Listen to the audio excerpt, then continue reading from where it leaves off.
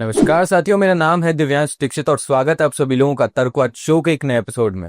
आज के इस वाले एपिसोड में हम चर्चा करने जा रहे हैं एक महत्वपूर्ण विषय के ऊपर। हाल ही में खबर आ रही है कि पाकिस्तान ने गुजरात बॉर्डर के पास में खासकर सर क्रीक क्षेत्र में अपनी मिलिट्री एक्टिविटीज बढ़ा दी है। हमारे डिफेंस मिनिस्टर श्री राजनाथ सिंह जी ने साफ शब्दों में कहा है कि पाकिस्तान वहां नए मिलिट्री इंफ्रास्ट्रक्चर बना रहा है और अपने सैनिकों की तैनाती वहां पर और ज्यादा बढ़ा रहा है। उन्होंने ये भी चेतावनी दी है कि अगर पाकिस्तान ने कोई मिस एडवेंचर यानी कोई गलत कदम उठाया तो भारत बहुत ही मजबूती और निर्णायक जवाब देगा। जिस तरह से हाल में पाकिस्तान की फौज ने सर क्रीक के सटे इलाकों में अपना मिलिट्री इंफ्रास्ट्रक्चर बढ़ाया है, वह उसकी नीयत बताता है। अगर सर क्रीक इलाके में पाकिस्तान की ओर से कोई भी हिमाकत की गई तो उसे ऐसा करारा जवाब मिलेगा कि इतिहास और भूगोल दोनों बदल जाएंगे मेरे साथियों। अब सवाल उठता है कि क्या यह सर क्रीक इलाका इतना महत्वपूर्ण क्यों है? सर क्रीक गुजरात और पाकिस्तान के सिंध प्रांत के बीच पड़ने वाला एक मुहाना है, मतलब जहां समुद्र और नदी मिलते हैं। ये इलाका न केवल सामरिक रूप से महत्वपूर्ण है बल्कि इसमें तेल, गैस और मछली पालन जैसे प्राकृतिक संसाधन भी हैं। यही कारण है कि दोनों देशों के बीच यह क्षेत्र विविधित माना जाता है। रिपोर्ट्स के मुताबिक पाकिस्तान ने हाल ही में यहां नई चौकियां बनाई हैं, ट्रूप्स बढ़ाए हैं और कुछ जगहों पर हैवी आर्टिलरी डिप्लॉय की है। भारतीय एजेंसियां इन गतिविधियों को नोटिस किया और सरकार को अलर्ट किया।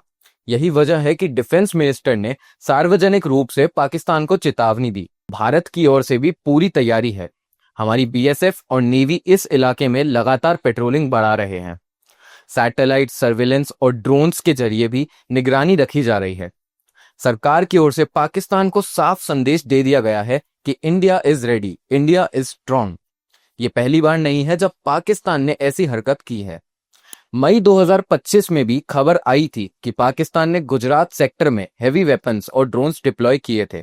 उस समय भी भारत ने सख्त प्रक्रिया दी और हालात पर काबू पा लिया।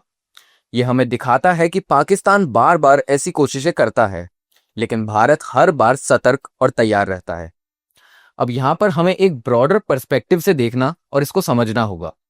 बॉर्डर डिस्प्यूट सिर्फ गन्स और सोल्जर्स तक ही सीमित नहीं होते।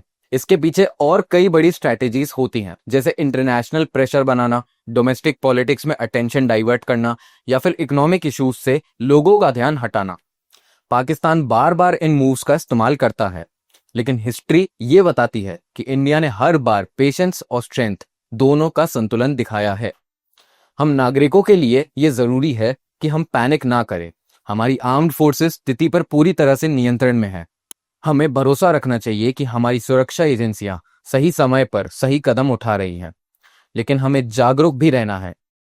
अंत में यही कहना चाहूंगा कि पाकिस्तान की नीति में आज भी मिसट्रस्ट और प्रोवोकेशन साफ दिखाई देता है, लेकिन भारत हर तरह से सक्षम और कॉन्फिडेंट है। जैसे कि राजनाथ सिंह ने कहा कि अगर कोई मिस एडवेंचर हुआ तो जवाब डिसिसिव होगा। यह हमारी ताकत है। हम शांति के महत्व देते हैं, लेकिन सुरक्षा पर कोई कॉम्प्रोमाइज नहीं करते। इसी के साथ आज की इस खबर का सिलसिला मैं यहीं समाप्त करूंगा। मैं दिव्यांश दीक्षित आप सभी से विदा लेना चाहता हूं। धन्यवाद।